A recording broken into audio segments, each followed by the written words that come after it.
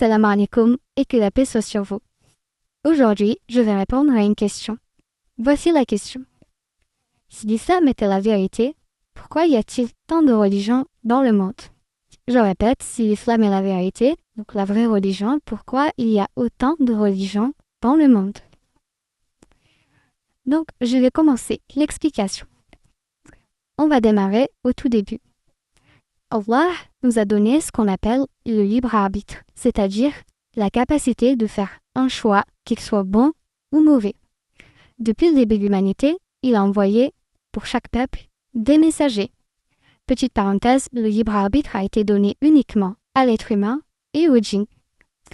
Donc, je disais que depuis le début de l'humanité, il a envoyé des messagers pour chaque peuple. Donc, certains ont choisi de croire au message, certains ont modifié malheureusement les paroles des prophètes et des messagers, d'autres ont préféré suivre la religion de leurs ancêtres. Aujourd'hui, on voit que c'est toujours le cas. Il y a des gens qui ont fait le choix de croire en Dieu, d'autres préfèrent suivre la religion de leurs ancêtres sans trop chercher à comprendre, et d'autres ont décidé d'être ce qu'on appelle athées. Donc ici, on voit bien que il y a le libre arbitre, c'est-à-dire le fait de prendre une décision concernant sa foi. Dans le Coran, Dieu nous dit « Nous avons envoyé dans chaque communauté un messager pour leur dire, c'est-à-dire à la communauté où il a été envoyé, adorez Allah, donc en arabe Allah c'est Dieu, et écartez-vous du Tarout. Tarout c'est les fausses divinités en fait. Donc, ici, on peut se poser une autre question, à savoir pourquoi Allah n'a pas fait en sorte que toute l'humanité soit musulmane. Eh bien parce qu'en fait, la foi, c'est un choix.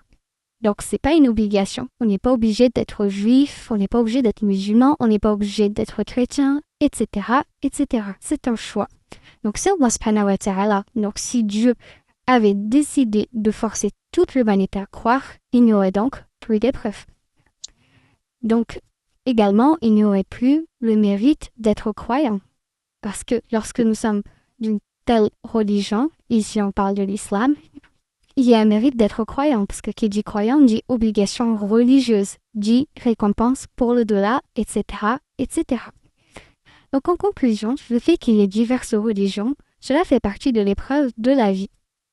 Et en fait, la religion, c'est un cheminement personnel et assurément, celui qui recherchera la vérité et recherchera à se rapprocher de Dieu, Dieu le guidera et lui ouvrira les portes vers la vérité.